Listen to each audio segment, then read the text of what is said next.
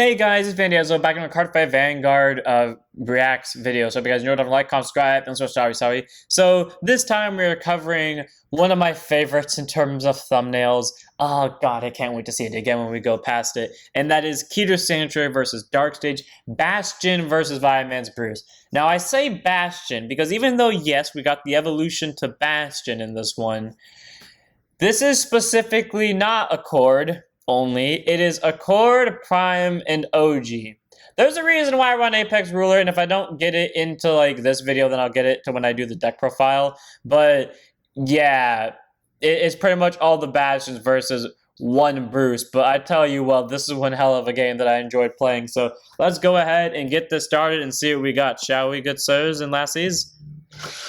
Anyways, let me just prepare to gawk over the thumbnail real quickly because, as I said, I very much enjoy this thumbnail that I've made because it looks fucking beautiful. Thank you for Patreon, in my opinion, at least. To the Patreon. Anyways, okay, anyways, Viamance Bruce, the Chad that he is, with the words covering his face, but look at it, Viamance Bruce. I always love, like, putting the deck names in there now. Bastion, Heavenly Rule, Bastion, Kitai Sanctuary, Dark States, a new thing I'm trying out with this video, actually. I just love his stance and his golden armor. He's a real gold paladin Chad now. Anyways, getting on to the actual match itself, leaving the coin to do the weirdest non-flip I've ever seen, and Bastion gets to go first. Now, both of these decks have actually turned into going second decks, believe it or not, because, you know, Viamance, from the original version at least, because Viamance Bruce, you know, wants to actually go second for Final Burst to proc off as fast as possible, while the new Bastion Accord wants to be able to get drive check to its rear guards, and to do that, your opponent has to be a great deal greater. So, currently, both of these are the base, let's just call them masked type decks, because masked type decks also want to go second. So, pretty much, we're just getting these decks that want to play second, which is actually something I'm starting to realize now that Bushy's releasing a lot of decks that want to go second, or get the most benefit by going second. But the point is that, you know, match between who's wanting to go second, who's wanting to go first. Still, though, Bruce gets the best out of this because, or Bastion's actually the best one out of these two to go first because Bastion can at least get the free restand out of it. So at least Bastion has that going for it. But anyways, you know, we do our standard opening. People still say they hate Fort. I am still an advocate of if you hate Fort by default, you must hate Cherish because Cherish is much worse in my opinion.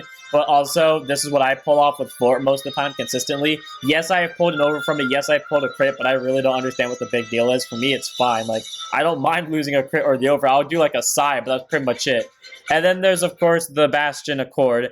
I just want to say this card looks so weird when it's I can't bring my cursor down without bringing up the menu, but like it looks so weird from this angle, and I don't know why. Like in card form it looks weird, but from like full art it looks fine. Anyways, we do our stand and draw. Yeah, about this. Okay, first up, I had fun with this one. Like, I made this entire thing up on the spot, and I had so much fun with it. Oh, sword that rules the heavens above, split the skies and / open a new future for the nation, thrust forward to a new beginning that stands above the apex. Oh, I loved writing that. But this one right here, so, when I tried looking at Bastion Prime, or not Bastion Prime, when I tried looking at Bastion Accord on the internet for the thumbnail, I couldn't find it because the fandom hadn't updated it yet. So then I looked at the Discords. The Discords, mine and the Discords I pulled it from, all agreed that the name was Sword of Humanity.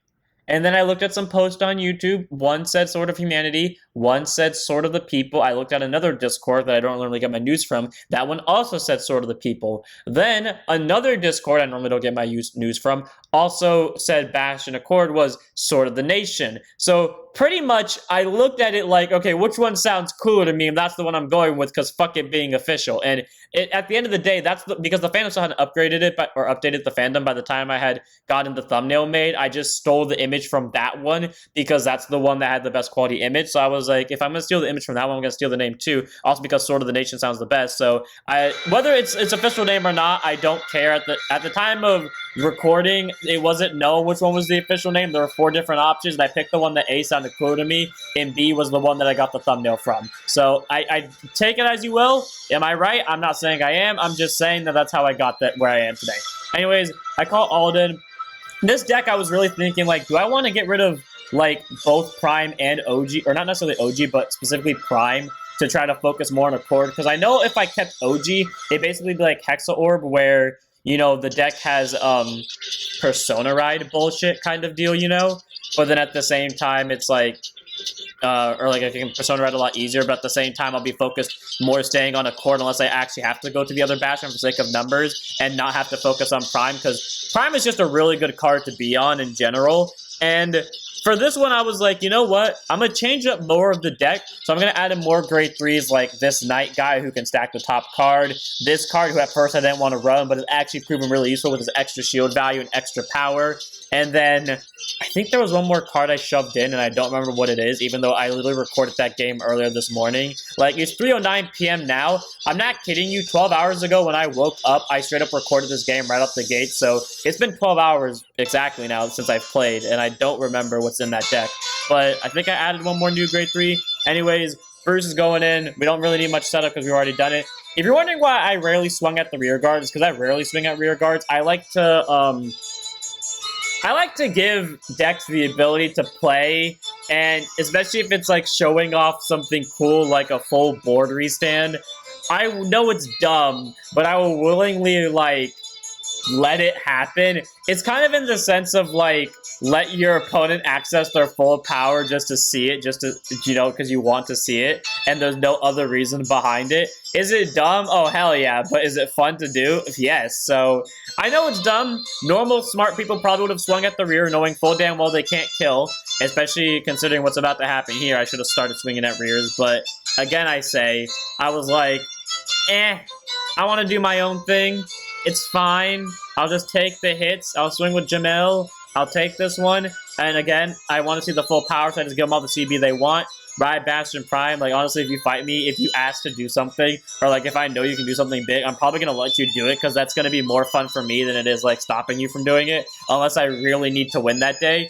You see, this is the thing though. This was the first game I did with this deck, and normally the first game sets a tone for me, because a lot of the times, someone has argued with me about this, except the thing is, for me personally, from my experience, this is almost always the case, where the first game sets the tone for like how the deck actually works. Whether or not you play it wrong or not, it like sets the tone for what shows up and when, how often it shows up, etc. So this game right here for me was like, okay, so am I never going to draw Ronaldo yet? Because I didn't see a single one of my 2 cards that has the ability to boost. So I was starting to think, okay, so do I need to maybe bring back Pride to Protect so I can, get my boosters back possibly more consistently? And I started actually thinking that, and thankfully I was proven wrong in a later game. But like, I say, because game 1 tends to be like the detail, like the definition of how the deck normally works. I really thought for a second, like, so I'm never going to get boosters.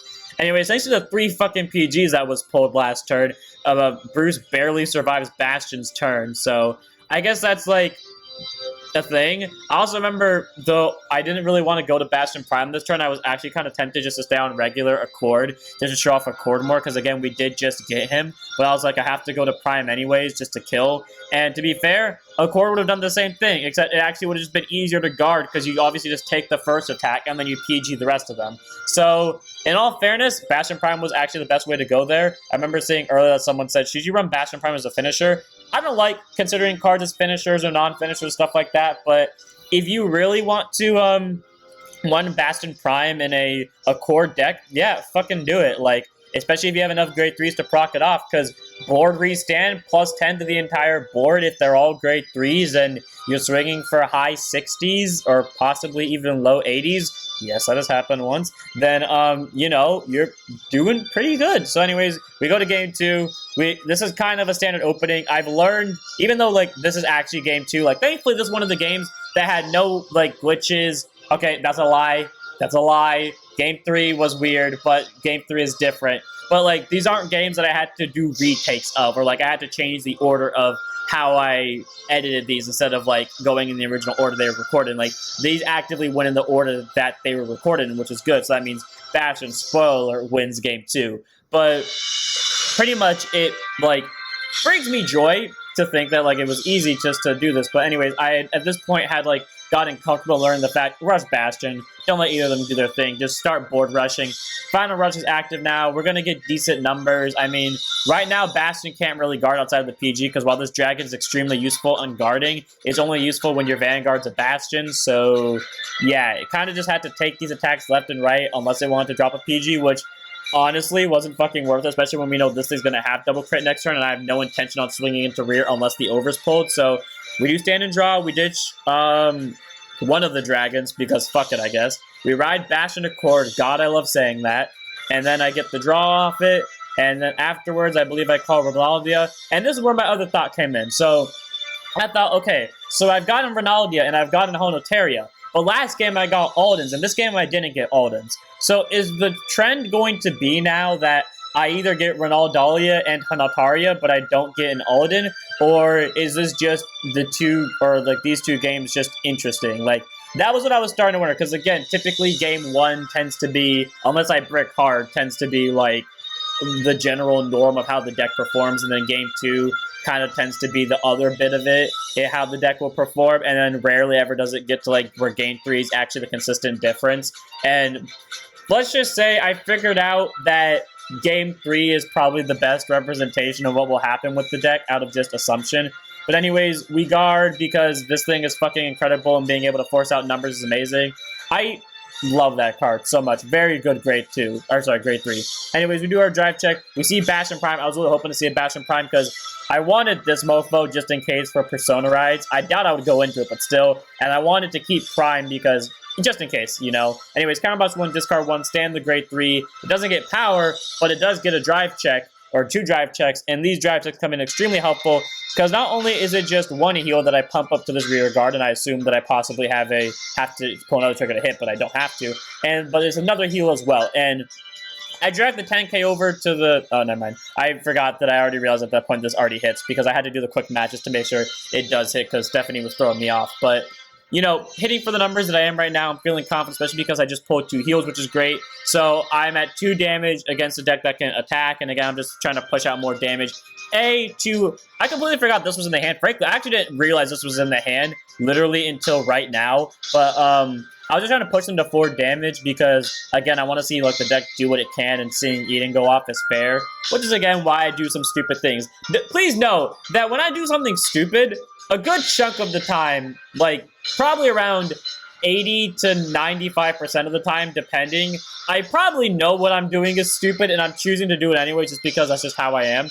But anyways, you know, I do the standard play, swing with columns, and then I stand the rear guards. I literally love how this is just Bruce, but actually, this is what I asked for, because if I remember correctly, when I did my, what do you want out of Overdress video, I think I specified, before we even knew we were getting, like, the grade 4s, that I wanted Bruce to have a way to restand columns, and look at this. A year later, I mean, granted, it was with a set order, but still, a year later, restand columns, baby. Let's fucking go. But anyways, you know, we push for pressure, we swing with rear guard, and at this point, we just take it, because we want to force out the Alden's extra critical, because we can just PG it, and this is where I'm kind of thinking, because I see the big hand, and I'm like, I don't really pay attention to it. I'm just kind of like skimming through it that I have to go into Prime for this. I don't think F-Core could win.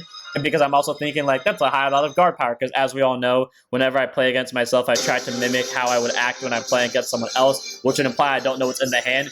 Granted, I would quickly guess, like, just to give reference, 2 days ago, so on Tuesday, July 25th, knowing only what 2 cards in the hand were, one was a grade 3 for my opponent, and the other was a crit. It was for my friend who was playing DP, and I think he had like 7 cards in hand.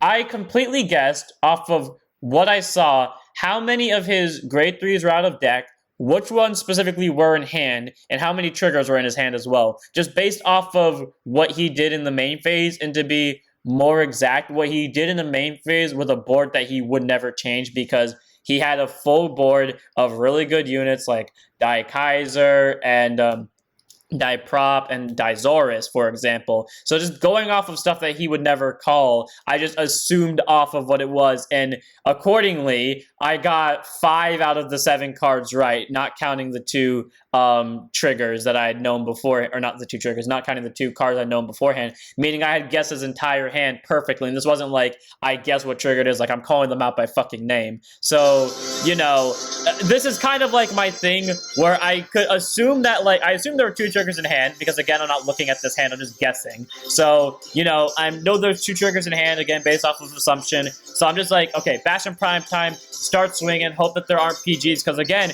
in my mind, I don't know that there's not PGs in the hand because I'm not paying attention. So I stack the top card, I send it to Soul, because I'm like, there's a chance I might not kill this turn, because again, I don't see the fact that there are no PGs, but I'm also like, I have to kill. I have to kill this turn no matter what. So regardless of defensives, I'm sending the PG to Soul. We swing with the other rear guard, and this is where I start to realize on the Bruce side that I am pretty much dead because, yeah, I'm now seeing that that was basically like how Bastion was in set 1, where they got a lot of hand cards, except they weren't good with guarding. And yeah, at this point now I'm realizing I'm dead because if a single grade 3 shows up in the drive check, that's a full board restand, and the crit coming down already was like, okay, so we're dead. Second crit coming down, okay, so we're even more dead. And that's funny to think that I wouldn't have gotten the restand off if I didn't use the deck stack skill. And third check, hey, look at that, it's a chord. So, you know, if I do survive this, unless I pull the over, this is game because I'm taking 3 damage. There's going to be a board restand happening, and double intercept, I still have to take both hits. So basically, all heals that were left in deck and the over would have to show up then and there. So there wasn't really a way out of that situation. Anyways, we were on to game 3, and I may have cut the opening. I wasn't paying attention if this side actually did the move or not, or like if I didn't accidentally cut the opening turn of that. But either way, you know, Bruce is going second. We're trying just to push for numbers. We're attacking. We're swinging. And again, this time we see a different opening. That's what I've enjoyed about seeing this deck so far, is that all the openings have been different. Normally, the openings are relatively the same on card hand, but like this time, you know, we've had Ronaldia and Alden. Last time we had only Ronaldia and Honataria. The time before that, we didn't have either of the two. We just had Alden. Like, I like how all these games have been different, and the over's out, and that's what I thought with Bastion. Okay, we can kill. Perfect timing. Because I was also upset that I didn't see a grade 3 from the flip of Fort skill, but I was like, you know what? It's fine, because I would have swung at Vanguard anyways, or I would have tried to, and killing Trish wouldn't have been fun, and right, okay, so I remember when I'm just gonna pause real quickly. I remember when I started editing this. Before I finished, when I got to game 3, before I started like editing it, I was like, I really want to do Silent Bark and put Silent Bark and Into the Cemetery to this. So I quickly edited game 3, and then I checked. You looked up on YouTube how long both those songs are. Checked the math, and believe this or not, they lined up perfectly with what time was left. So to end into my outro. So I said to myself, you know what? I'm going to get copyright for this. I know I am, but it's fucking worth it if I get to put both in here. So even though I wanted to put Into the Cemetery at the start of Bastion's turn, the only way to consistently line these two up and still play the full songs was to start Into the Cemetery off here. And granted, I could have done either or, and actually Final Rut or Silent Bark, if I remember correctly, would have actually landed on Bastion's turn. The reason why I didn't do Silent Bark is because I wanted, okay, small spoiler, I guess, if you haven't seen the actual match yet, because I'm actually uploading the same day as the match. Bastion loses, and I wanted to be like, whoever wins gets their theme played at the end, and that just so happened to be Bruce. So that's kind of how we ended up. But hey, the music still plays on. We do our skills. We draw a card. We call Alden. We counterblast 2. We soul blast 1. We call down Ronaldalia. We draw 2 cards. We send Ronaldalia to soul. I call Sparar to the back row, which normally I would call him to front row here because I know I can't kill. And I would have done it for numbers, but I think I was too focused on just trying to, like, you know, pull off a quartz skill or, like, make sure I wasn't going to make a mistake that, I wasn't paying much attention. But either way, we get the numbers. I preemptively put the 5K over here because I thought this was the Sparar column, but then I was like, I'm just going to keep it there for when Alden eventually swings. But we swing, we get the 5K from Sparar's skill, we get the 5K from Alden's skill, so he's swinging for a total of 28 to Vanguard. We swing with the core, we're going to get that free restand regardless how we won't get the drive check. A twin drive, no trigger. Second check, no trigger though, but we are at least going to start pushing. Now again, a smart person, and I did actually consider it, I think it's even in the dialogue of the original match, that I would start swinging at the rear guards here, because I know I obviously can't kill this turn. However, again, I say, I want to make sure that I can, show off the deck's abilities. And, well, I also want to try to push for game next turn. So, call it stupid. I don't care. We all know this is what I do.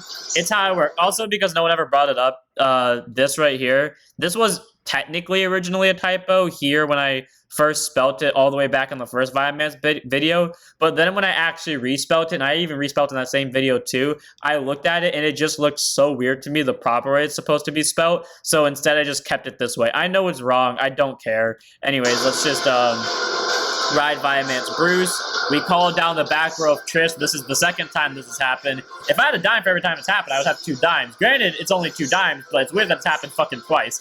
But anyways, we get our numbers and we just start swinging. And yeah, that's where the game lag happened. So basically what happened was the game lagged so much. Like, I forgot what game 1 it was from, like, one of my other videos, but pretty much in game 1 of one of my, like, other videos from a while ago, it was basically so laggy, like, I would, turn a card sideways, and then the next thing you would see is not me on the card, or even the card behind it. Like, say, for example, right now, after I swing with Alden, the next time the mouse would load, I'm already over here. Like, and I could just tell without needing to look at the recording. And I literally redid that 6 times. So basically, this turn and half of the next turn, I have played about 6 or 7 times now. So I know exactly what happens. I didn't change the situation, I swear. I didn't cheat at all. I didn't use the information I knew ahead of time to my advantage. I did the exact same thing I did as before. I just had to play this same move out 7 fucking times because of the lag.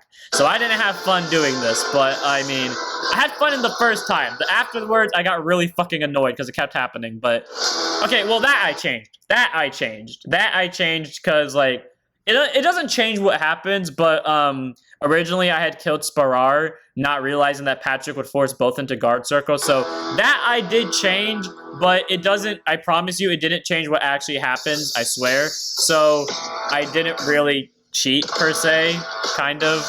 Technically I didn't, but again, it doesn't, I did the exact same thing I would have done anyways. It doesn't make a difference. It's just that one way makes me look dumber than what it is. Anyways, we do the standstill. We throw down the PG. I know we're safe this turn unless another crit comes down on the Bruce side, but at this point, I know what fucking shows up in the drive check, so I'm not worried anymore. And then, we go Patrick, and then we use Patrick's skill to Soul Blast 1. We move these 2 to guard circle. Now, obviously, if it was the other grade 3, this would have been a 15k guard. We'd be at 28. This would be 33. I could throw down the Blade Feather to guard. Here's the thing. I wanted CB for A, Accord, and B for Alden.